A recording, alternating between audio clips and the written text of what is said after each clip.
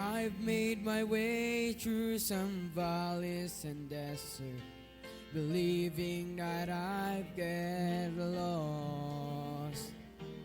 I stood at the foot of what felt like Mount Everest, knowing I had the strength for the climb.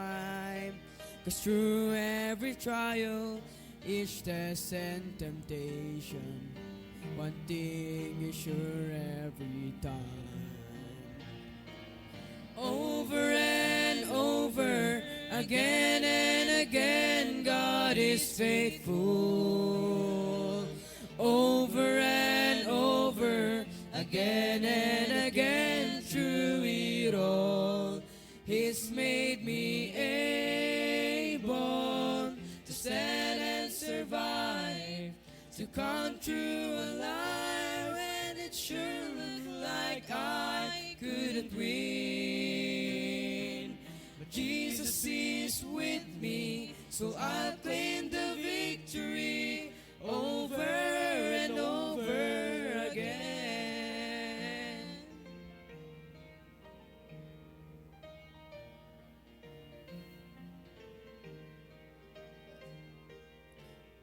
Ask me why, I have no hesitation. God does what He says He will do. Well, I'll simply say every battle has taught me there's nothing He won't help me through.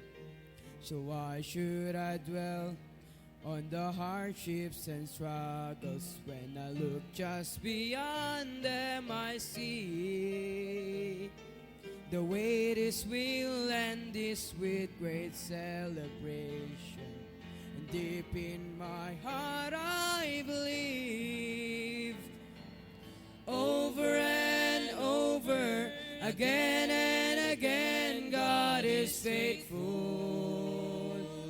Over and over, again and again, through it all, He's made me able to stand and survive, to come through alive when it sure looked like I couldn't win. But Jesus is with me, so I'll claim the victory over and over again. Over and over, again and again, God is faithful. Over and over, again and again, through it all, He's made me able to stand and survive, to come through alive when it sure looked like I couldn't win. Jesus is with me, so I'll claim the victory over and over again. Jesus is with me, so I'll claim the victory over and over, over and over, over and over again.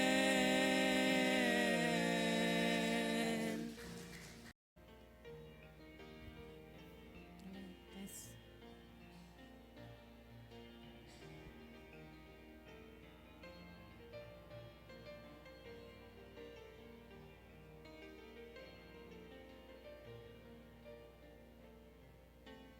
It is hard to understand God's purpose in our lives. It is hard to obey the perfect will of God. But all we need to do is to trust Him with all our heart, because God is faithful every time. God is faithful every time. He will never leave you. God is faithful every time. He will now protect you.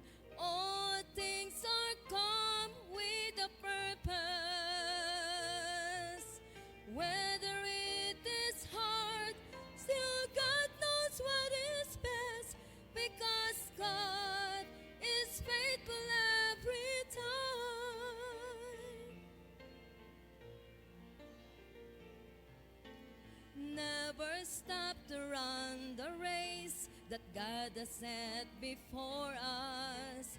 Do your best to reach your goal, and God will take the rest. Lay aside your burden at His feet, because God is faithful every time. God is faithful every time.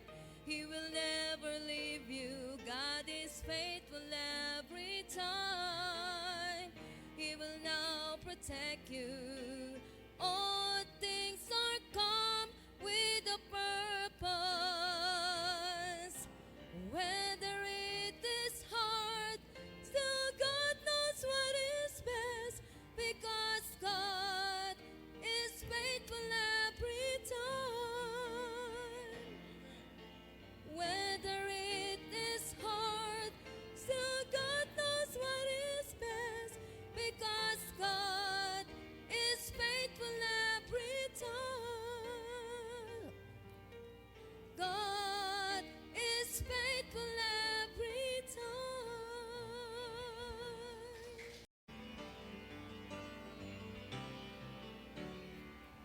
Lately I've been through some testing and trials. Felt like a detour that went on for miles. But standing here now looking back, I can say, Lord, I'm thankful.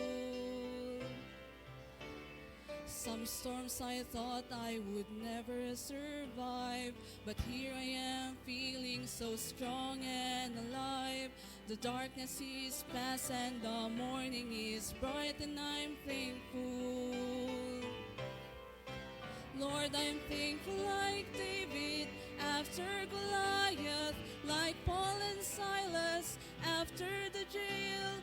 I'm thankful like Daniel after the lions. Lord, I'm thankful. Thankful like Noah back on dry ground. Thankful like Lazarus finally on wood.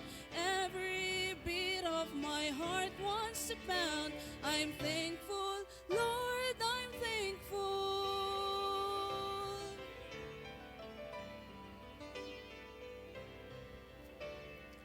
I battled giants of failure and fear, shadows of doubt where my hope was unclear. But all along, Lord, you were hovering near, and I'm thankful. All the seas of my past were a thundering roar that echoed the guilt that I could not ignore. But it's nailed to a cross, and I hear it no more, and I'm thankful. Lord, I'm thankful like David after Goliath, like Paul and Silas after the jail. I'm thankful like Daniel after the lions. Lord, I'm thankful. Thankful like Noah back on dry ground. Thankful like Lazarus finally on wood. Every beat of my heart wants to pound. I'm thankful, Lord, I'm thankful. Thankful like Noah back on dry ground. Thankful like Lazarus finally on wood. Every beat of my heart wants to pound. I'm thankful, Lord, I'm thankful. I'm thankful, Lord, I'm thankful.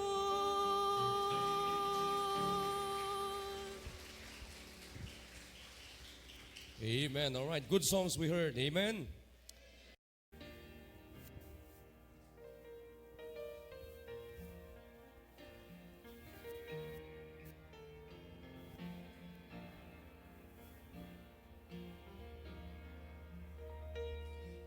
When the hurt goes deeper than the deepest place your heart has ever known. When you're standing in your darkest trial and it seems you're standing all alone. When the tears fall down like bitter rain and you're wondering if the sun will shine again. In the midst of disappointment, look around, you'll find a faithful friend. He's walked through my darkest valley, shining light upon the lily by the way. He has picked me up and held me when I thought I could not face another day. And when my heart had stopped its singing and my mind was simply searching for an end, I can tell you by experience, I found a faithful friend.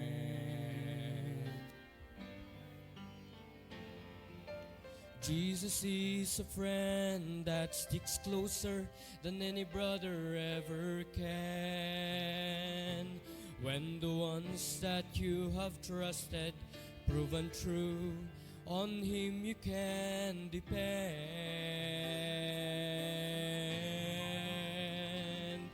He will never fail or let you down, and His love will help the broken heart to mend.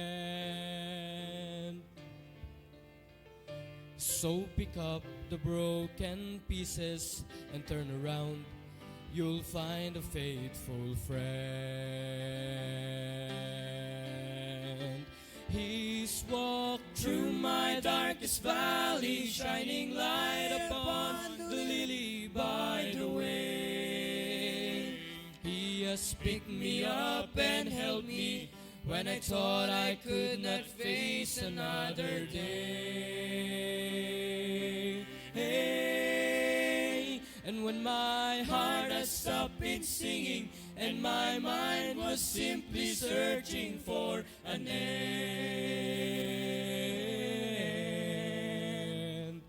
I can tell you by experience, I found a faithful friend. He's walked through my darkest valley, shining light upon the lily by the way. He has picked me up and held me when I thought I could not face another day.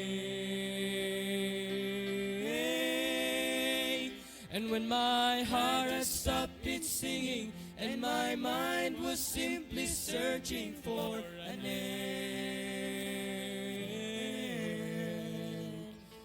I can tell you by experience, I found a faithful friend. Oh, I can tell you by experience, I found a faithful friend.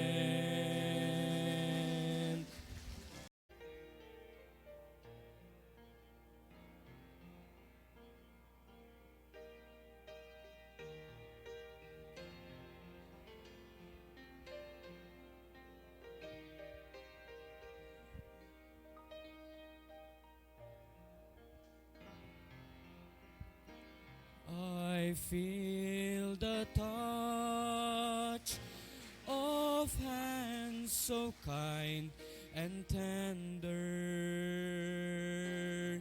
They're leading me in paths that I must trod. I'll have no fear, 'cause Jesus walks beside me. For I'm sheltered in the arms of God. So let the storms rage high, the dark clouds rise, they don't worry me, for I'm sheltered safe within the arms of God. He walks with me, and naught of earth shall harm me. For I'm sheltered in the arms of God. Soon I shall hear the call from heaven's portals. Come home, my child, is the last mile you have trod. I'll fall asleep and wake up in God's new heaven, forever sheltered in the arms of God. So let the storms rage high, the dark clouds rise, they don't worry me, for I'm sheltered safe within the arms of God. He walks with me, and naught of earth shall harm me, for I'm sheltered in the arms of God. He walks with me, and naught of earth shall harm me, for I'm sheltered in the arms of God. Yes, I'm sheltered in the arms of God.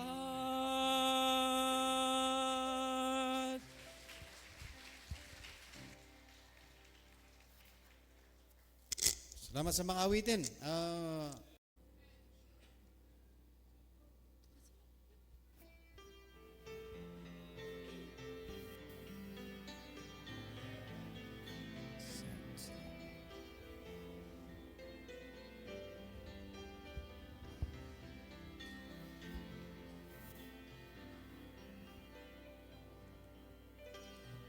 Bleeding from the crown of thorns he wore.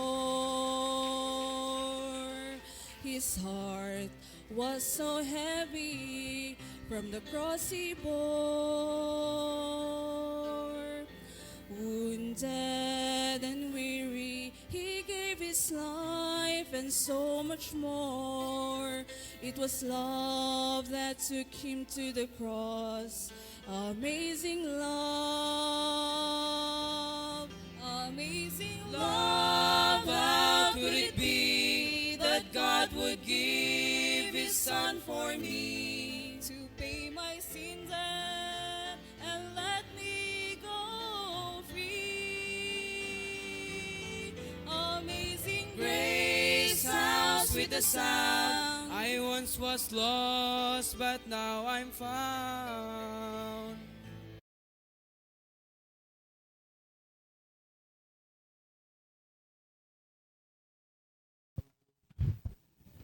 Amen, amen. Good morning po sa ating lahat at magandang umaga po sa bawat isa sa atin. At nandyan po sa Google Meet ay nandyan na po sila Pastor RJ sa kina Stinet Balisdis family. Ayan, kasama po sila si Sir Tom. Ayan. So good morning po sa bawat isa po sa atin. At ganun din po dito sa FB Live.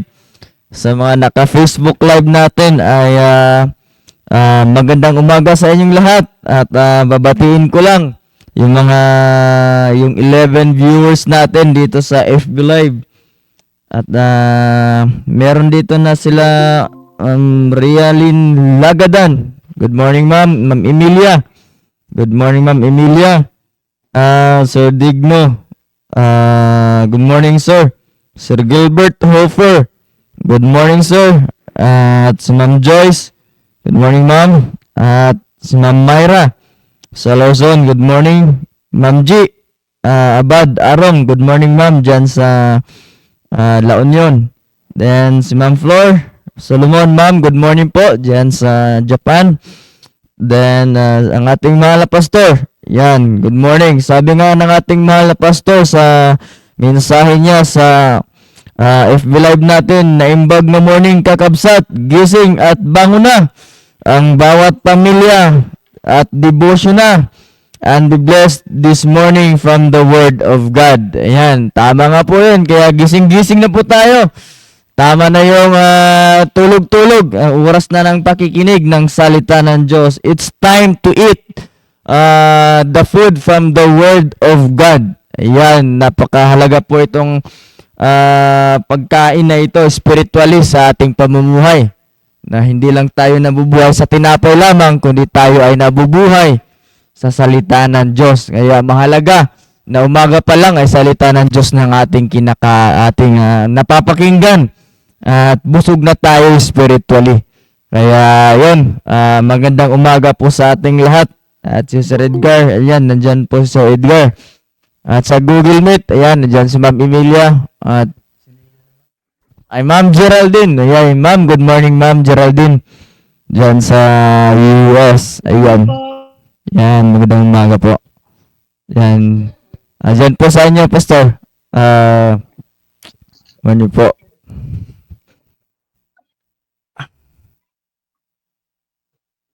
Ayan. Bate-bate. Magandang umaga sa ating lahat.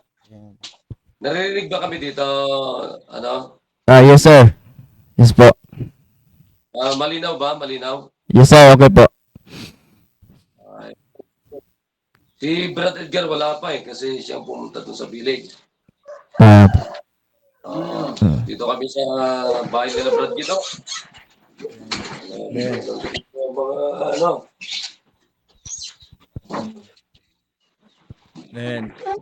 Okay, sige. Kung sa mga nakikinig ng mga kapatiran ay magandang umaga sa ating lahat. Gisingin, maganda yung gisingin niyo yung mga pamilya ninyo para makapakinig lahat. Huwag lang yung mga tatay, huwag lang yung mga nanay, huwag lang yung mga magulang. Mahalaga ay buong pamilya. Dito, kasama na namin yung apo ni Brother Guido. Amen. Ano pangalan yung apo mo? Ano ko, Julian? Ha? Yan. Si Sir Bong. Yan. Kasama na namin natin yung unang apo ni Brother Guido. Alam po yan talaga yung unang apo. Yan. Diyan na rin si... Dito, ilan tayo ngayon dito? Ayan. Sige. Nabati mo na ba lahat? Ay, ano sir, si Sir Bong, si Brad Kilvin, nandiyan na rin sila sir. Good morning po. Ay, yes naman. Yes. Kasama ko si Brad Tom dito. Yan. Ay, si Sir Edgar, napakaulap sa kanila. Malapit na sila sa langit. Ayan, okay. Ayan, Brother Tom, magandang umaga. Yan, sino pa? Si Geraldine. Geraldine. Yes po, sir. Man, magandang gabi sa inyong lahat dyan. Kasi gabi sa inyo eh. Tama ba gabi? Gabi. Ayan, okay. Ayan. May ulap na yan. Napakaulap, nasa langit na ata sila. Ayan, nasa lapaap na sila. Nasa first heaven na si Brother Edgar. Wala bang mas malinaw ang cellphone dyan na pwedeng gamitin ninyo? Sige, tuloy-tuloy na tayo. Simulan mo na, Brad. Ngayon ay meron tayong magandang topic o pag-uusapan. Ang pag-uusapan natin for the month of April is obedience. Pagsunod sa salita ng Diyos. Commit to obey the Word of God. Yan ang napakaganda yan. Napakalaga yan. Amen. Talagang pagsunod. Oo. Kasi marami nakakapakinig, pero hindi naman sumusunod. So, Amen. mahalaga yung pagsunod. Sige, Dumark, simulan mo na. Yeah, amen po. Tuloy-tuloy po tayo. At maganda po muli ang ating topic. Commit to obey the Word of God. Ayan. Sa akin naman po ay why we must commit to obey the Word of God. Ayan. Bakit tayo magko-commit to obey the Word of God? Bakit kailangan nating sundin ang salita ng Diyos? At kailangan, bago ka sumunod, kailangan meron kang commitment sa Panginoon. Ayan. So, why we must commit to obey the Word of God? Ayan. Gusto ko lang basahin ang verse po na ito. In Psalms chapter 12 in verse 6, sabi ng Biblia, "The words of the Lord are pure words, as silver tried in a furnace of earth, purified 7 times." Verse 7, "Thou shalt keep them, O Lord, thou shalt preserve them from this generation forever." Ayan, napakaganda po yung talata po nating binasa from the book of Psalms na sulat po ni King David. Ayan, napaganda po yung sinabi niya dito patungkol sa salita ng Diyos from the Word of God. Kaya, why we must commit to obey the Word of God? Number 1 is the Word of the Lord are pure words. Bakit kailangan nating mag-commit? Nang sumunod sa salita ng Diyos? Because the words of the Lord are pure words. Alam niyo po mga kapatid, ay yung ating ginagawa every morning, gumigising tayo ng maaga, pupunta tayo sa iba't ibang lugar, iba't ibang sa bawat pamilya, na ang dala-dala po natin ay salita ng Diyos. So mga kapatid, hindi po tayo nagbibiroan dito, hindi po ito biro ang ganitong ginagawa natin. Sapagkat sabi nga ng Biblia, ito ay pure. The words of the Lord are pure. The word of the Lord are pure. Hindi tayo dito naglalaro. Kundi ito ay totoo sa buhay natin na merong ginawa ang Diyos sa buhay natin. Na yun ang testimony natin mga kapatid na ang salita ng Diyos ay ito ang dapat buhay na natin mga kapatid.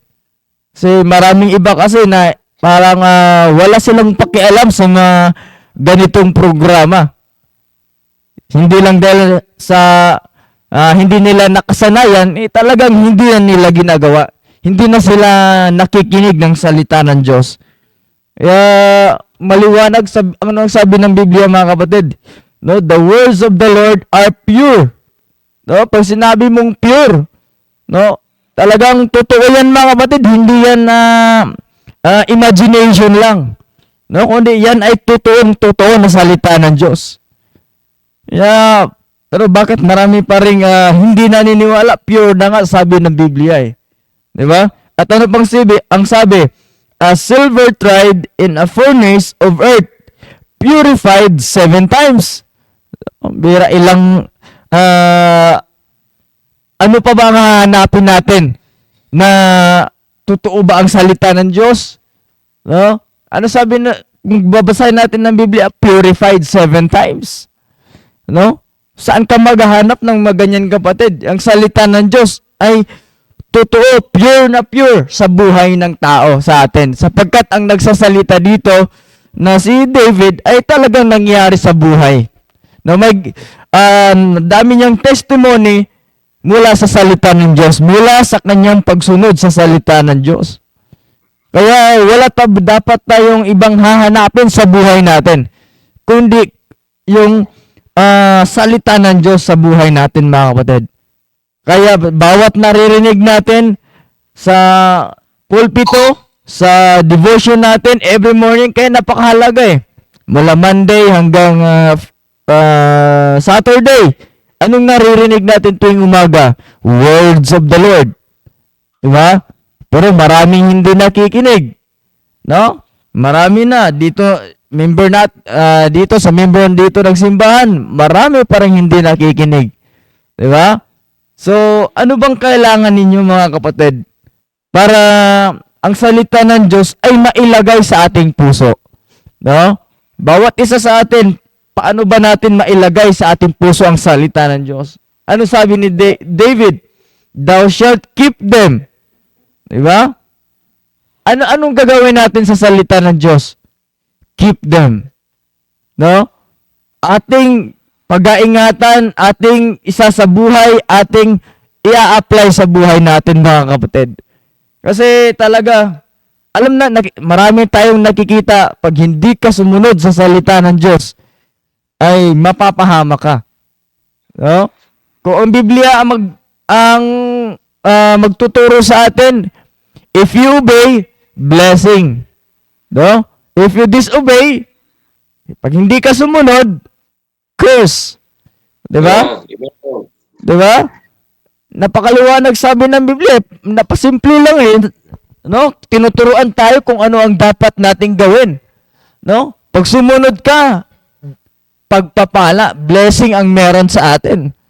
Pero pag di ka sumusunod, kalunos-lunos ang buhay mo mga kapatid. Basura ang buhay mo. Curse, sumpa. Diba? Ayaw naman natin ang sumpa. Ayaw naman natin ang sumpain ng ating pamilya. Dahil lang sa hindi pagsunod sa Diyos. Di ba? Sabi ko nga, ang salita ng Diyos ay pure. That's why we need to obey. We need to commit to obey the Word of God. No? We need to commit. Kaya dapat natutunan natin, magkaroon tayo ng commitment. No? Na sumunod sa salita ng Diyos. Kaya habang nabubuhay pa tayo, kaya meron tayong devotion, each a challenge sa bawat isa sa atin na matuto tayong sumunod. Habang nabubuhay ka pa, pwede pa natin ma-experience ang masaya ng paglilingkod sa Diyos. No, pero pag ngayon sa mga kabataan, anong ini-enjoy nyo ngayon? Word of God o ang worldly? Diba? Kamunduhan. So, nakalungkod. Sad to say, mas mahal, mas pinipili pa ang kamunduhan kaysa salita ng Diyos. Diba?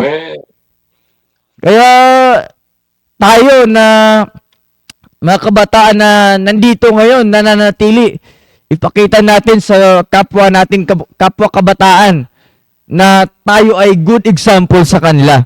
Na ang nakikita sa atin ay salita ng Diyos. Kaya mga kapatid, seryosuhin natin, no? Ang ating naririnig. At isang verse na babasahin ko, hindi lang ito pure na salita ng Diyos. Ano pang sabi ni David? Psalms 119 verse 89. Forever, O Lord, thy word is settled in heaven. Ang bira. Mga kapatid, iwan ko lang kung hindi ka matutuwa sa ginagawa mo sa paglilingkod sa Panginoon. Yung ginagawa natin araw-araw na nakikinig tayo, nagbabasa tayo ng salita ng Diyos. Wow, mga kapatid. Ano sabi ng Biblia? Thy word is settled in heaven. No? Kung sinusunod natin ang salita ng Diyos, tama yung lagi natin narinig kay Pastor, pinapractice na natin ang gagawin natin sa langit. Wow. Amen. Bira. Kaya pag hindi ka sumunod, kawawa ka, mga kapatid. No? Kawawa ka. Kawawa ang buhay mo pag hindi ka sumunod. No? Yung salita ng Diyos, sinusunod mo, sinasabuhay mo, ibig sabihin, yung buhay mo ay makalangit. Kaya tama talaga ang sabi ng Biblia. No? Na pag once na ikaw ay sumusunod sa Diyos, ay nandun yung pagpapala ng Diyos sa buhay mo. Kaya, bago ako magtapos, ito ang nakakalungkot sa atin, mga kapatid. If you are ignorant of God's word, you will always be ignorant of God's will. No? Wala ka sa kalooban ng Diyos, mga kapatid.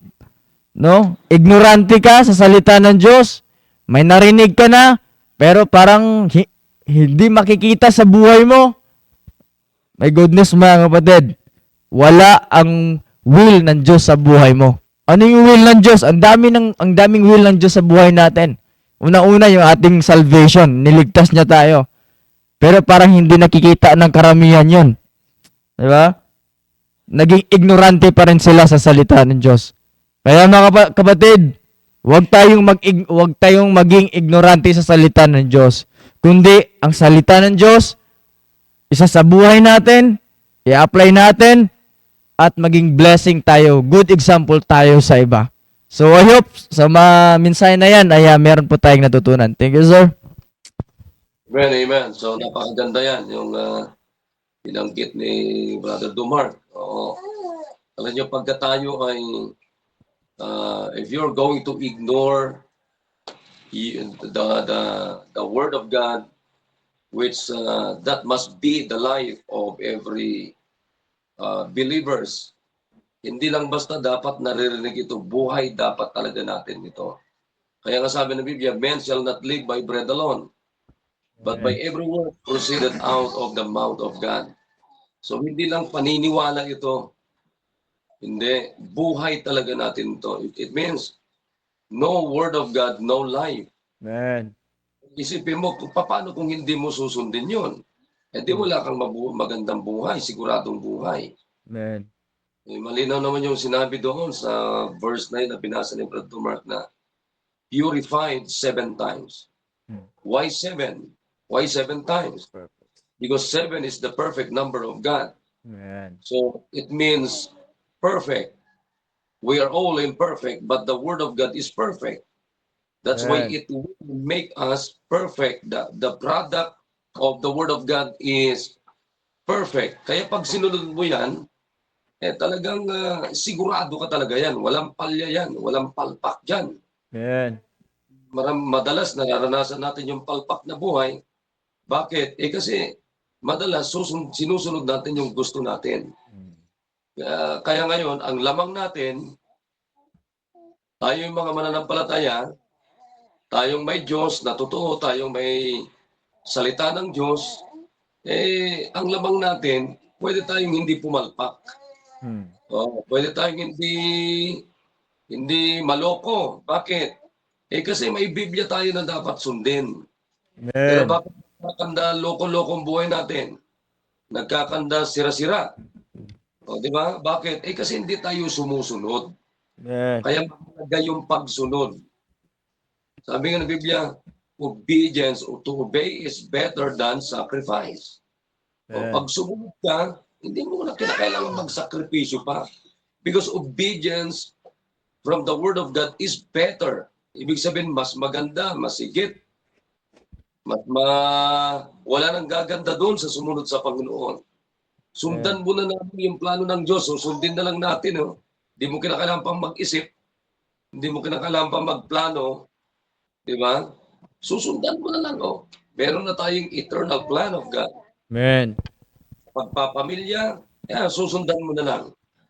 Saka sa bawat careers natin, susundan mo na lang.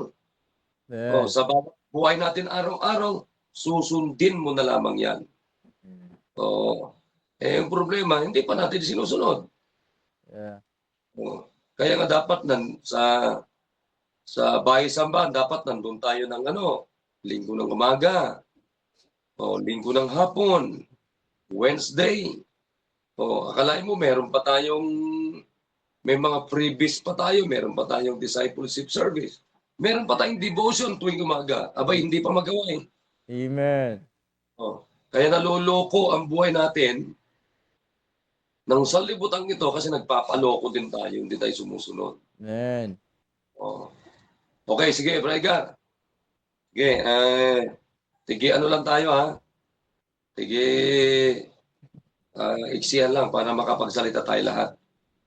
Kasi meron akong magandang sasabihin sa inyo tungkol dito. Okay, sige, Braigar, okay na ba sa inyo dyan? Malinaw na ba? Yes, sir. Malinaw. Ayan, okay, malinaw na. Nawala na kayo sa langit. Kanina nasa first heaven ko. Ano yung Kanina nga nakikita ko parang si Moses nandun siya eh. Sige, sige, sige. Okay, magandang umaga po sa ating lahat. Magandang umaga, Pastor. At John po sa Camp 7.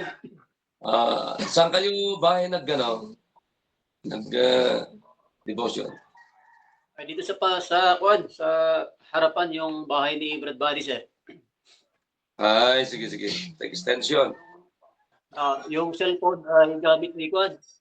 Ni Sir Ariel, Asierto. Ay, sige.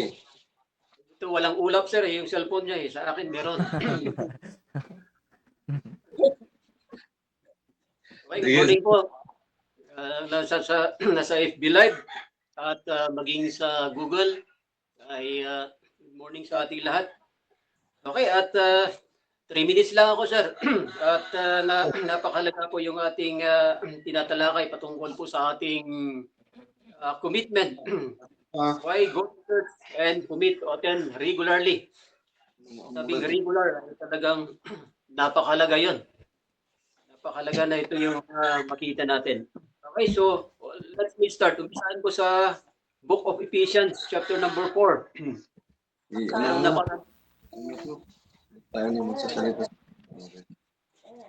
Okay, chapter number 4 and verse number 15 and 16. Sabi ng Biblia, but speaking the truth in love may grow up into him in all things, which is the head, even Christ, from whom the whole body fitly joined together and compacted by that which every joint supplieth according to the effectual working in the measure of every part, make it increase of the body unto edifying of itself in love. Okay, so napakaganda pong makita natin yung binabanggit ni Apostol Pablo rito. Lalong-lalo na pag tayo po ay committed, lalong-lalo na sa pananambahan. Bakit kailangan natin mag-commit na umattend ng pananambahan? So we commit to go to church because the body needs us in order to grow. Okay, so ito yung unang puntos ko. 2 puntos lang ito. So sabi ni Apostol Pablo ay kailangan mag-commit tayo na umattend ng pananambahan dahil kabilang tayo sa katawan ni Kristo at kailangan po nating lumago. Dahil yan ang plano ng Diyos sa atin. Bilang isang miyembro ng simbahan, bilang kabilang sa katawan ni Kristo, ay kailangan po natin lumago. Dahil kung ikumpara natin, narinig na natin sa mga preaching ito ng ating pastor, at kabilang tayo sa katawan ni Kristo, kung ikukumpara natin sa katawan, hindi pwedeng lumalaki o kaya nag-grow tayo physically at yung isang bahagi ay hindi lumalago. Mahirap naman na yung isang paa ay maiksi. Yung isang kamay ay hindi rin humahaba o hindi lumalago. So, the same thing sa ating buhay spiritual. So, kabilang tayo sa katawan ni Kristo, kailangan nating lumago sa Panginoon. Kaya nga sabi ni Paul dito ay yung katawan ni Kristo ay sabi rito body fitly joined together. Inilagay tayo sa bahagi ng katawan ni Kristo ay inaayos tayo. Ibig sabihin, inilagay tayo sa kaayusan. Kaya bilang bahagi ng katawan ni Kristo ay kailangan, sabi nga rito, to be compacted by which every joint supplied according to effectual working in the measure of every part. Ibig sabihin, bawat miyembro ng katawan ni Kristo ay lumalago. Yan po yung sinasabi ko. When we are properly working as a part of the body, we are actually helping to build the body of Christ. So katuwang tayo sa paglago ng katawan ni Kristo bilang isang miyembro ng katawan niya. And this is an incredible privilege. Ito ay pribilehyo natin na maging kabahagi sa katawan ni Kristo. Kaysa naman kabahagi ka sa katawan ni Satanas, di ba? Napakaganda na kabilang tayo. It's a privilege. Sabi nga, it's an incredible privilege na kabilang tayo sa katawan ni Kristo. Kaya nga, bawat bahagi ng katawan ni Kristo ay dapat lumalago tayo. Hindi pwedeng yung isa ay hindi lumalago. Sige nga, lumalaki yung, sabi ko nga kanina, lumalaki yung isang paa mo, yung kabila, yung kanan, maliit. So, hindi po ganun yan. Tawag yan sa Greek word ay bangking. Sabi niyo ba yung bangking? Tabingi. So, hindi po ganun ang katawan ni Kristo. Sabi nga ni Paul, perfectly joined together. Inayos ng Panginoon, iligay tayo sa kayusan. And that is a privilege sa bawat isa sa atin. So as a member of the church of Christ's body, you have a part to play. So meron tayong kanya-kanyang tungkulin. Kaya nga isang kautusan ng Panginoon bilang isang kabahagi sa katawan ni Kristo, ay tayo po ay inaatasan na dumalo sa kanyang katawan. So saan yun? Saan natin pwedeng pagsama-samahin yung katawan ni Kristo? Sa church. Diba? At meron tayong church building na pinagtitipunan. Ay doon nagkatipon-tipon yung katawan ni Kristo. So napakalaga po na maunawaan po natin.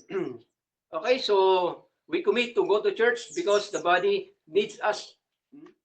Kailangan tayo ng katawan ni Kristo in order to grow. And then pangalawa, we commit to go to church because every part of the body is indispensable. Okay, ito yung pag-aaralan natin, yung indispensable. Ang ibig sabihin yan ay absolutely essential. May ibang topic, sir. Bawat bahagi ng katawan ni Kristo ay mahalaga. All important, needful, or required. Kaya nga bilang kabahagi sa katawan ni Kristo, nire-require tayo kung ano yung gagawin natin bawat bahagi ng katawan ni Kristo. Kung sabi nito, kailangan magtipon tayo, ay kailangan magtipon po tayo. Dahil napakalaga yung pagtitipon. At hindi natin pwedeng sabihin, punta natin sandali, last verse na babasahin ko, in 1 Corinthians. 1 Corinthians chapter number 12. Anong sabi ng Biblia? In verse number 21 and 22. Ito lang, para mabilis tayo. 14, 21, and 22.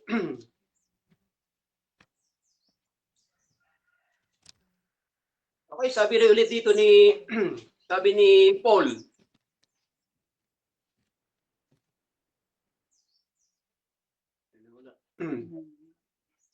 Sabi ni Paul ay kailangan po natin, hindi natin pwedeng sabihin na hindi natin kailangan ang bawat isa. So we cannot say you don't need the rest of the body. And the body cannot say that they don't need you. Kaya nga sabi ko kanina, mahalaga ang bawat bahagi ng katawan ni Kristo. We are indispensable. The body of Christ need us. So kailangan po tayo ng katawan ni Kristo. Kaya nga napakalaga na bilang kabahagi sa katawan ni Kristo, ay napakalaga ang tungkulin po natin. So hindi pwedeng tayo ay magkanya-kanya. Dahil pag magkanya-kanya tayo, ay hindi ganun ang plano ng Panginoon sa atin. Dahil ang plano ng Panginoon sa atin ay pagsama-samahin tayo as a church. Okay, so napakaliwanag naman sinabi dito sa Biblia. Basahin ko lang, 1 Corinthians 12:21. Sabi niya ito, and the eye cannot say unto the hand, I have no need of thee, nor again the head to the feet, I have need of you. Nay, much more those members of the body which seem to be more feeble are necessary. Necessary po ang bawat bahagi ng katawan ni Kristo. Kaya nga napakalaga po ay bawat bahagi ng katawan ni Kristo ay nagkasama-sama. Pag sinabing sama-sama, tuwing pananambahan ay sama-samang nagpupuri, nagpapasalamat at nagpapalakasan sa bawat isa. So yun po yung napakagandang bahagi ng katawan ni Kristo para sama-sama rin yung paglago. But if we commit to faithfully attending and actively serving God, tingnan nyo pag nakakommit ang bawat bahagi ng katawan ni Kristo, Dahil pwede rin hindi magtrabaho ang bawat bahagi ni Kristo, pero hindi maganda. Hmm? Pero pag aktibo ang bawat bahagi, naglalingkod sa Panginoon, ay nabibuild, lalong nabibuild, lumalakas, lumalago yung bahagi ng katawan ni Kristo. At yung relationship natin sa Panginoon ay lalong tumitibay. Tandaan po natin, ang Panginoon ay mahal niya yung kanyang katawan. Sabi ni Christ loved His body. If we love Christ, we will commit ourselves. So pwede nating i-commit yung sarili natin para yung katawan ni Kristo ay magiging patuloy na lumakas, tumigla, at lumago. Okay, so yan lang po ang may share ko ngayong umaga. Why go to church and commit to attend regularly? Magandang Amen, amen. Okay, alam niyo, pinakamahalaga na makita natin para lumago ang buong members natin, lahat ng miyembro, lahat tayo bilang bahagi sa katawan ng Kristo ay sumunod tayo sa salita ng Diyos. Mag-commit tayo, we must learn to commit. And explain ko na sa inyo yan kung anong ibig sabihin ng commit. Or commit. Pag sinabi natin commit, it means agreement. Yan. At pag sinabi natin agreement, we must put into action. And every agreement, ano ang pinakamahalaga doon na nakapaloob? Trust. So, pinakailangan ay magkaroon tayo ng pagtiwala sa salita ng Diyos na sundin. Kaya nga pinag-uusapan natin sa buong buwan, hindi lamang sa buong buwan ng Abril or April, mga kapatid, ay araw-araw. Matapos man ang pag-uusap natin tungkol sa matapos man yung tema natin, pero walang katapusan ang pagsunod sa salita ng Diyos. Amen. Ito na dapat talaga ang lagi nating response. Pag narinig natin yung salita ng Diyos, what must be our response? Obey or learn to be obedient to the Word of God. Kasi nandiyan lahat ng blessing. Mamaya sasabihin ko sa inyo kung ano yung blessing pag sumunod tayo sa salita ng Diyos. Okay, sige. Thank you, Brother. Madam. Okay, magandang umaga sa lahat at sa lahat ng nakikinig. Kay Sister Presi, dyan sa Bureau of Corrections. Good morning sa iyo. Buti at nag-join ka. Now, may I just read Acts chapter 17, verse 11. Says, there were, attend mo na. And the brethren immediately sent away Paul and Silas by night unto Berea, who coming there, he there went into the synagogue of the Jews. These were more noble than those in Thessalonica. In that day, received the word with all readiness of mind and searched the scriptures daily, whether those things were so. Ang puntos na maidagdag ko, prior to obedience, search the scriptures. Ang ano ko dito sa mga kasama dito sa Camp 7 ay basic yung maging familiar tayo sa salita ng Diyos. So ini-encourage ko sila to read the Bible, no, from Genesis to Revelation, katulad ng ginagawa natin, tig 5 chapter, tig 10 chapter a day. At papunta na tayo doon sa, kasi ang goal namin sa grupo namin ay madagdagan yung soul winners. And that is why yun yung even Brother Ron, buti nandito siya, ay like kong sinasabi, maganda na at sa bawat kapatid dito na bagong Kristiyano, maganda na mabasa natin yung para ito yung paano ba natin nare-receive yung word of God through hearing. Okay, and then through reading. Kanya katulad ng mga taga Berea, sabi dito with all readiness of mind, andun yung kanilang desire. Andun nila yung kanilang buong puso na pag-accept ng salita ng Diyos. And they search the scriptures araw-araw. At ang encouragement ni Apostle Paul dito sa mga taga Berea ay sa mga naririnig nila na prinsipyo mula sa salita ng Diyos, sa mga nababasa nila sa salita ng Diyos, ay ito yung guidance nila. Ito yung direct. You follow what is written in the Bible, and then hindi yung salita ng tao, sabi ni Apostle Paul.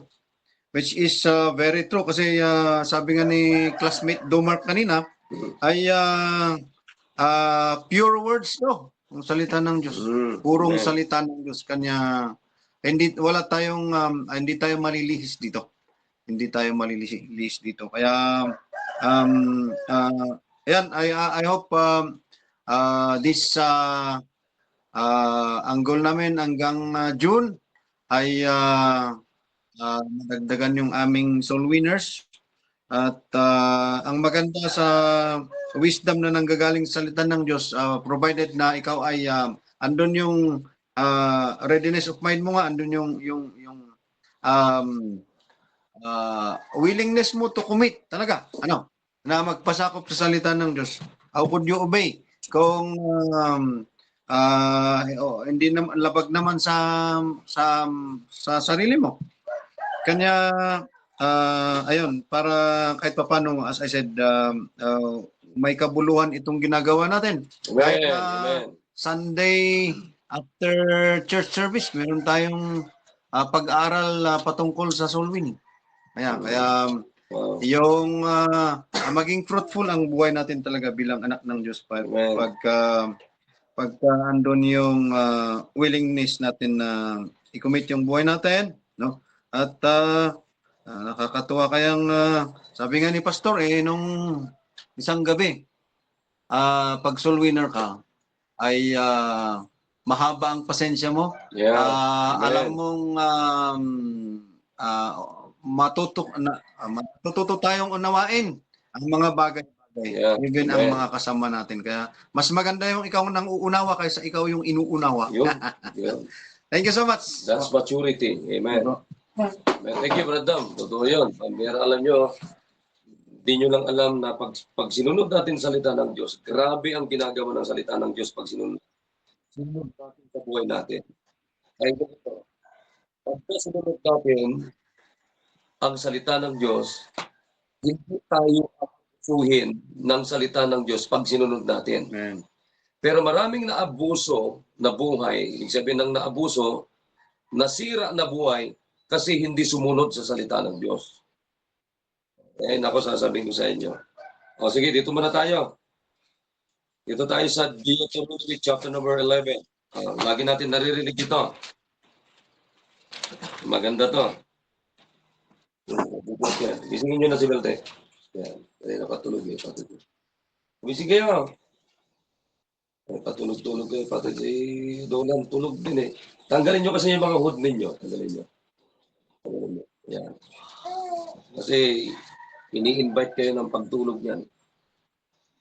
Okay, so dito tayo sa Deuteronomy chapter 11, verse number 26. Yan, okay. Sabi dito, behold, I set before you this day a blessing and a curse. A blessing if you obey the commandments of the Lord your God, which I command you this day. And a curse if you will not obey the commandments of the Lord your God, but turn aside out of the way, which I command you this day, to go after other gods, which ye have not known. Yun naman, yun na nakakalungkot dyan.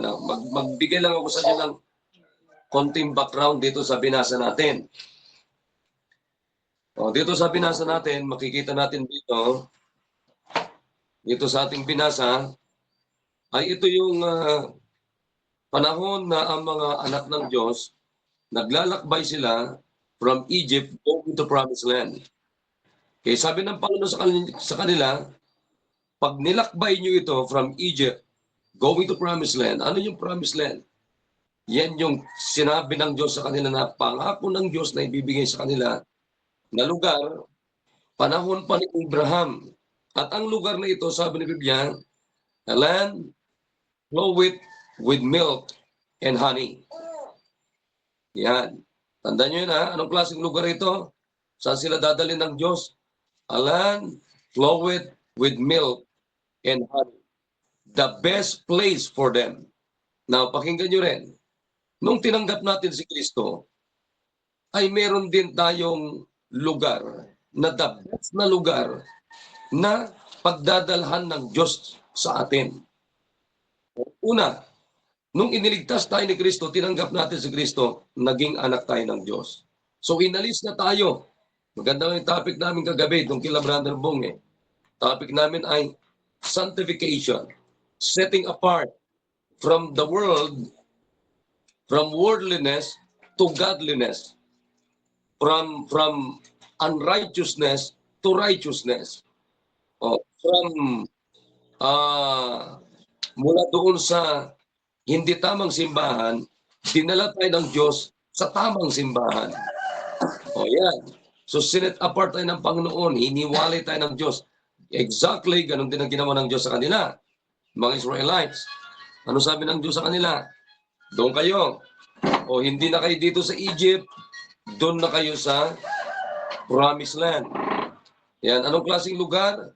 A land floweth with milk and honey. Napakaganda. So sabi ng Diyos sa kanila, lakbayin nyo lang ito ng 40 days and 40 nights kung susunod kayo. Okay? Malalakbay nyo lang ito, 40 days, nandun na kayo. Pero hindi sila sumunod. Yan, nakita nyo? Yung halaga ng pagsunod, hindi sila sumunod.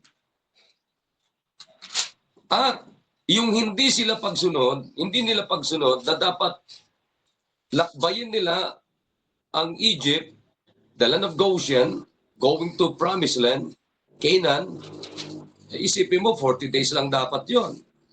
Pero dahil hindi sila sumunod, anong nangyari? Maglalakbay sila ngayon ng 40 years. Isipin niyo yun? Kaya makita nyo, pagka sinunod natin ang Panginoon, dadalhin tayo, gagabayan tayo sa lugar na hindi ka na kinakailangan tumagal, hindi ka kinakailangan paikot-ikot pa. Tayo tingnan nyo, marami mga Kristiyano paikot-ikot pa. Pwede namang dumiretso. Sa halip na 40 days, dapat malago ka na, pero 40 years ka na, hindi ka pa malago. What's the very reason why many Christians, why many members are not growing? Ang dami dyan, sa totoo lang. Matagal nang umaaten sa atin, pero hindi pa soul winner. Matagal nang umaaten sa atin, pero hindi pa lumago o malago. Alam niyo kung bakit? It is simply because we are not obedient to the Word of God. Hindi sumusunod, mga kapatid. Kaya makinig din kayo, kayo mga nandito. Makinig kayo. Samantalang ang ganda ng offer ng Diyos. Tingnan niyo to ha.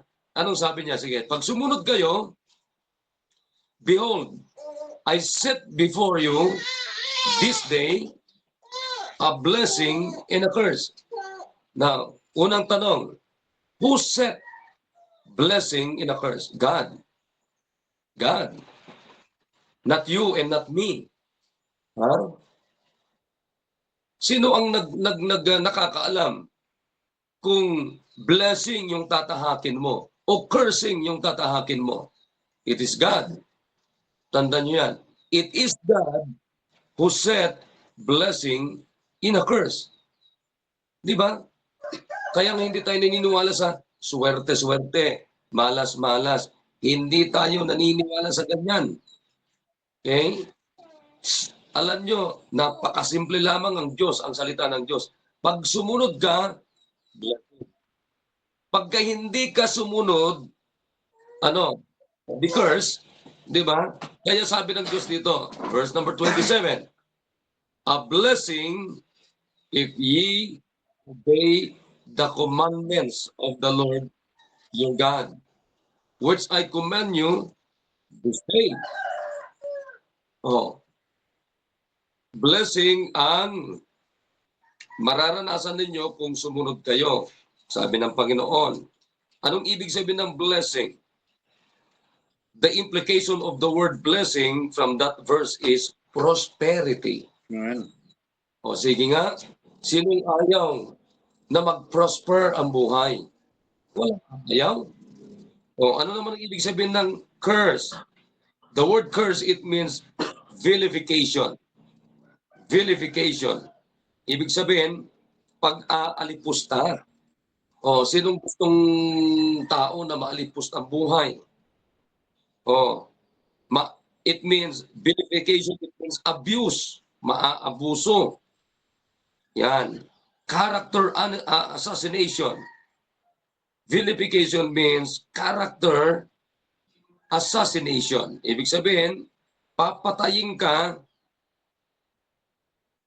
taksil na pagpatay. Yan. Or defaming. Or libeling. Sisiraan ka ng puri. Or maligning. Yan, nakakapinsala, nakakasira, slander, traducing. Yan ang ibig sabihin ng curse. Sige nga, sino sa atin dito yung gustong makaranas ng masira ang buhay? Wala namang gustong masira ang buhay. Kung gusto mo, hindi ka normal. Walang tao na normal na gustong masira ang buhay. Pero nakakalungkot. Maraming nagsasabing anak ng Diyos, nasira ang buhay. Bakit? Kasi hindi sumusunod sa salita ng Diyos. Pakinggan nyo. Our life is hourly a choice of alternatives. Alam nyo ba na oras-oras meron tayong pagpipili kung anong gawin natin, sundin natin sa araw-araw na buhay natin. Hindi lang araw-araw, oras-oras, bawat minuto, gumagawa tayo ng decision sa buhay natin. We can go to the right or to the left. Ulitin ko, our life, ang buhay natin is hourly a choice of alternatives. We can go to the right hand or to the right or to the left. Na makinig. Choice is incessantly. Anong ibig sabihin ng incessant?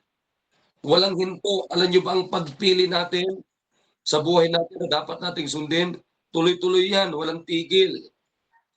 Choice is incessantly demanded. And the issues of our choice is momentous. Ibig sabihin, napakahalaga na makinig tayo.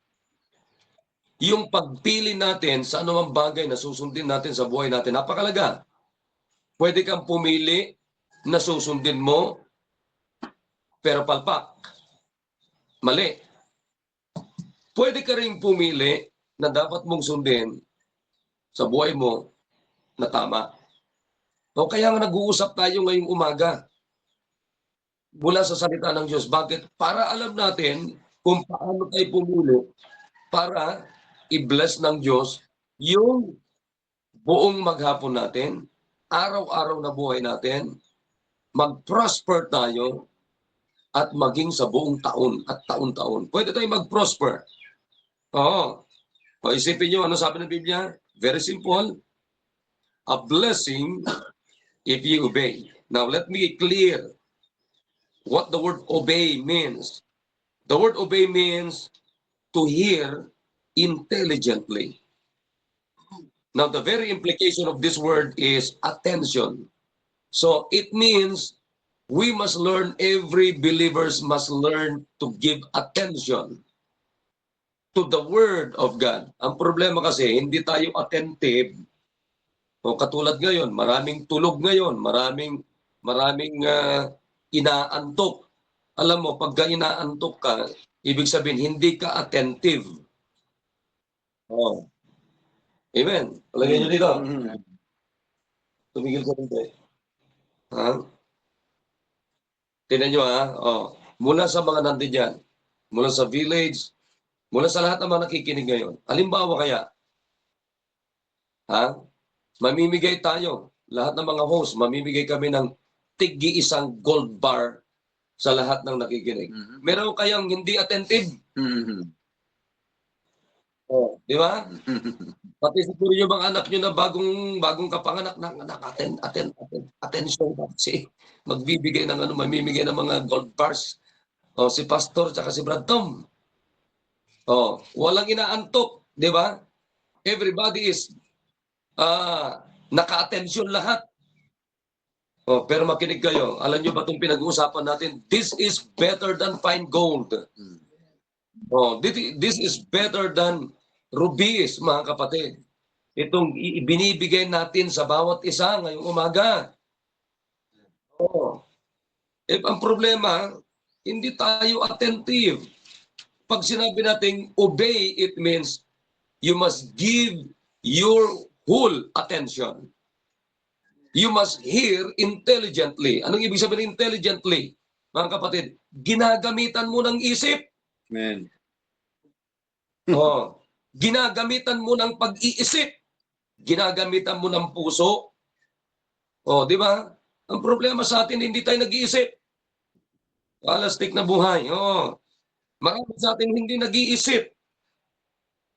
Kaya nga ako, ewan ko lang sa inyo, kaya nagustuhan ko, kaya nag-i-enjoy ako sa salita ng Diyos. Kasi, sa totoo lang naman, kahit hindi mo naisipin di ba? Sundan mo na lang salita ng Diyos. Sasabihin ko sa inyo, Diyos na at ang salita ng Diyos, yan na yung mag-iingat sa iyo. Saan ka dadalhin? Blessing. Come on, amen. Saan tayo dadalhin ng salita ng Diyos pag sinunod natin? Blessing. Ayaw nyo ba ng blessing? Mag-amen naman tayo. Hirang buhay. Tignan nyo Moses here sums up his exhortation with the alternative of a blessing and a curse. Di ba? Ang simple itong pinahayag niya dito. Ano sabi niya? Okay. Gusto mo ng blessing? Obey. Di ba? Sige. Pero ano sabi niya? Sumpa, kasiraan ng buhay, kasiraan ng puri, if you will not obey. Di ba? Kaganda. Sabi ng Panginoon, sumunod kayo, 40 days lang yan. Pag hindi kayo sumunod, 40 years kayo. Anong nangyari? Ito, makinig mo na. Anong nangyari sa kanilang paglalakbay from Egypt going to Promised Land? Yung 40 years na makinig. Lahat namang hindi sumunod, nagkandamatay. Pero lahat ng sumunod, blessing. Sino yung sumunod? Si Joshua and Caleb. Blessing ang tinamo nila, naranasan nila. Ito, makinig kayo. Huwag kayong maglala, hindi natin uubusin yung puntos natin. Pero ibigay ko na sa inyo. Mabilis lang. Number 1, isulat nyo to. Obedience secures the blessing. Amen. Number 2, bigay ko muna, isulat nyo to. Obedience secures the blessing. Alam nyo ba, pagka sumunod tayo sa salita ng Diyos, sinisecure niya yung blessing natin.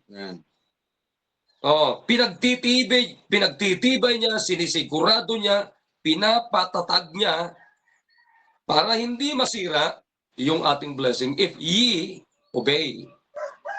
Blessing, obedience secures the blessing. Number 2, obedience is consequently the charter of success. Ulitin ko. Obedience is consequently the charter of success. Ibig sabihin nito, ang pagsunod sa salita ng Diyos Dahil dito sa pagsunod, ay may pribileyo tayo na magtagumpay. No obedience, no success. Di ba? Amen. Ayan. So, punta lang natin itong Joshua 1:8. Tingnan nyo, ano sabi ng Bible dito? This book of the law shall not depart out of thy mouth, but thou shalt meditate therein day and night, that thou mayest observe to do according to all that is written therein. Observe means obey. For then thou shalt make thy way prosperous, and then thou shalt have good success. Wow, amen. Obedience, ang pagsunod, ay ito ang pribileyo natin na binigay na magkaroon tayo ng tagumpay sa buhay. Ha? Number 3. Every step we take along that way of obedience is a step nearer to God. Every step we take along that way of obedience is a step nearer to God. Hindi nyo ba alam na bawat pagsunod natin, palapit tayo and we will become closer and closer and closer to God. Yeah? Alam mo, pag malapit ka sa Panginoon, sasabihin ko sa inyo, ito na lang, para maintindihan ninyo. Naalala nyo ba yung pagkakataon na si Peter, sabi ng Panginoon sa kanya, nung ang Panginoon naglalakad sa tubig, ano sabi ng Panginoon? Come on. Oh. Nakita niya si Kristo. Nando doon, naglalakad sa tubig. Sabi niya, Panginoon, pwede ba akong pumunta dyan? Sabi ni Kristo, sige, subukan mo, halika rito. Oh. Aba, nakapaglakad. Si Pedro. Sino ang apostol ng Panginoon na nakaranas maglakad sa ibabaw ng tubig? Only Peter. Ha? Pero, nung si Pedro, nakita niya yung alon, lumubog si Pedro. Di ba? Lumubog siya eh. Bakit? Anong nakita niya? Yung alon, hindi si Kristo. Kung nakita niya, kahit nakafocus pa rin siya kay Kristo, hindi sa alon. Kaya sabi ng Panginoon, ano sabi niya? Looking unto Jesus. It means you focus on Christ. Hindi doon sa alon, hindi si Kristo. Tingnan mo, nung nakafocus na sa alon, lumubog si Pedro.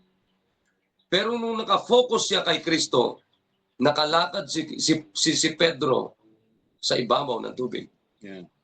Okay? Hindi nyo alam na bawat step na sinusunod natin, pagsunod natin sa Panginoon, iyang mga hakbang na yan ay palapit tayo sa Diyos. Amen. Kaya nga bawat pagsunod natin sa Panginoon, palapit yan sa Diyos, hindi tayo palayo. Oo. And then lastly, disobedience, dalawa pala ito. Punta naman tayo. Kanina, pinag-usapan natin for obedience. Dito naman tayo sa hindi pagsunod.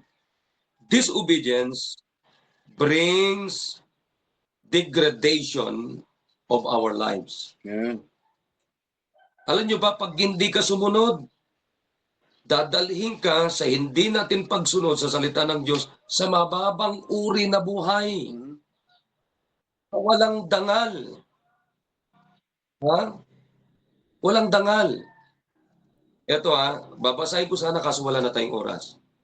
Naalala nyo si King Saul? Di ba? Sabi ng Panginoon, patayin mo lahat yung mga Amalekites na yan. Wala kang titira, wala kang kukunin. Hindi niya sinunod. Doon nagsimula yung degradation ng buhay ni King Saul. Aralin niyo yun. Doon na nagsimula. Bumaba na ng bumaba, hanggang saan nagtapos si King Saul? Doon sa mangkukulam, witchcraft. Ay makita niyo, marami mga anak ng Diyos na nagsasabi, hindi sumusunod. Anong klaseng buhay meron sila? Mangkukulam na buhay. Ha? And then last, disobedience, ito matindi, corrupts our blessings. Amen. Di ba? Bakit hindi tayo pinagpapala? Kasi hindi tayo sumusunod. Kaya yung mga blessings natin, nakukurap. Pinipilit yung pagpalain kayo ng Diyos, hindi naman kayo sumusunod. Di ba? Amen. Right. So ano nangyayari sa mga blessings natin? Kaya dapat, yung blessing dapat ni Stinet, bakit hindi niya nararanasan? Samantalang sa kanya dapat yun. Kasi hindi sumusunod. So Amen. nakukurap. Di ba? Nakuha natin? Amen. Nakukurap. So halimbawa ito si Richard. Nasa si Richard? Dito pa ba? Wala na. Ito pa na. Pag sumunod to si Richard, isang araw, ako ang magkakasal sa kanya. Makakapag-asawa ito na maayos. Enjoy. Pero pag hindi ka susunod, si Brad Gido na lang magkasal dito. Diyan na lang sa puno ng pine tree. At ang mga audience na, yung mga nakikita na hindi, yung mga evil spirit dyan. Di ba? Diba? Tinan mo si Dumark, sumunod. Ayan, naikasal sa simbahan. Blessing yung napangasawa niya. May sasakyan pa siya na walang kahirap-hirap. Nagbiyenan pa siya na virtuous woman. Alain niyo yan? Sige. Pero, pag hindi ka sumunod, saan ka ikakasal? Hindi sa simbahan. Walang blessing. Anong nangyari sa blessing mo? Nakukurap. Amen. Sige, hanggang dyan na lang muna. But I hope may natutunan tayo ngayong umaga. Amen. At yung mga points na yan, mga kapatid, napakahalaga yan. Ngayon, tanong, ano ay yung pipiliin nyo? Blessing? Cursing? Pero pag sumunod ka, blessing. Amen. Pag hindi ka sumunod, curse o cursing. Amen. Nasa sa inyo na yan, mga kapatid. Kung alin ang pipiliin nyo. Sumunod, hindi sumunod. Amen. Pilit nyo yung gusto nyo. Sige, tuloy ka lang. Tingnan natin kung saan ka pupunta. Pero ito, tinitiyak ko. Hindi kita ginajudge. Curse ang pupuntahan mo. Amen. So I hope, natutunan tayo. Sige, baka may gusto mong dagdag. Ako, tapos na ako. Thank you, Pastor. At naway di natin kalimutan yung mga natutunan natin ngayong umaga. Yeah, Para amen. tayo ay tuloy-tuloy yung pag-mature natin. Yun. Maganda yung nagmamature na Kristiyano. Yeah. Thank you po. At saka, alam nyo, yung maturity is another blessing ng Diyos yan. Amen. Pambira. Maganda, pakaganda talaga dapat pag sumunod tayo. Alam mo, padalain ko talaga simbahan, lahat ng mga members, blessing ang buhay natin. Amen. Enjoy tayo sa blessing. Yeah. Ayan. Okay, sige, Dumark, baka, si Edgar, baka may gusto ka pang idagdag. At tapusin na natin ito. Wala na sila, nasa laparat na sila.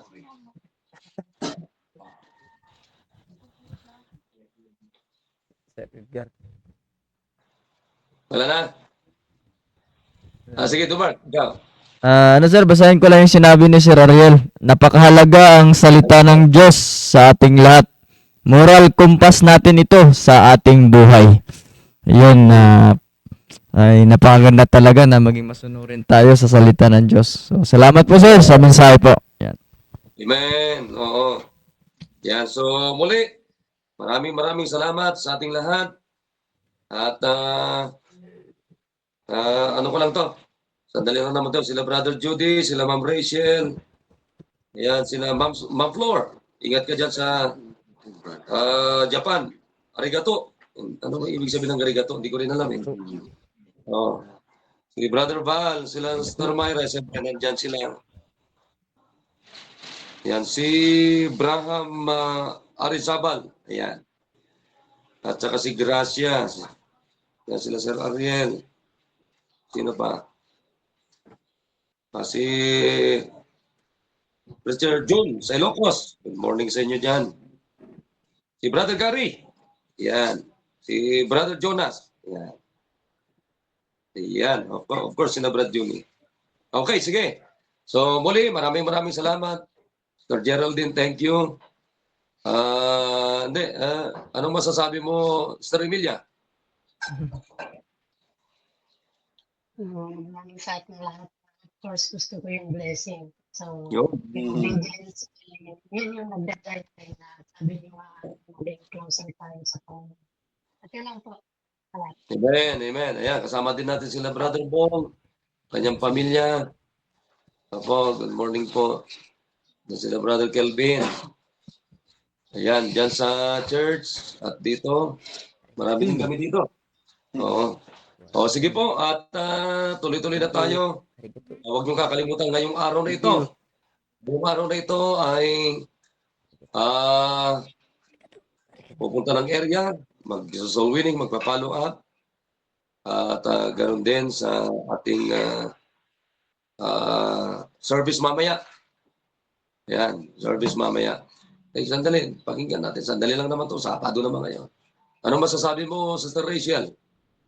Anong gusto mo, blessing o cursing?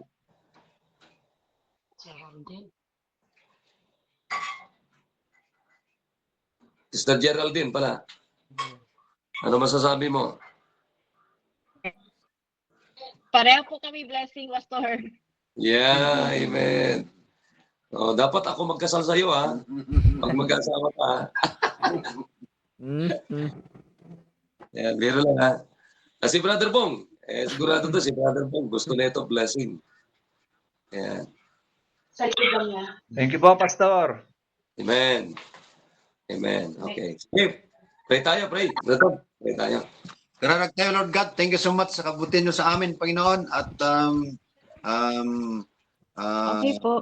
as Lord na maging fruitful Christian at i-goal namin yung blessing, Panginoon. Amen. At may kabuluhan ng aming buhay, Panginoon. Salamat po sa bawat isa at bless us, Lord, sa maghapon na gagawin pa namin. Even yung service mamayang hapon, Panginoon. Patawad, Lord, saan nagawa sa pangalan ni Jesus. Amen. Amen. Amen. Salamat sa inyo. Sister Emilia, matulog na rin, magpahinga. Sister Okay, so have a good day sa lahat. Barbong, thank you sa inyo. At sa church, sa village, sumama kayo sa saturation, soul winning, visitation. Yung ating mamaya, yung ating service mamaya. So, salamat. God bless you all and I love you all. Thank you. Amen.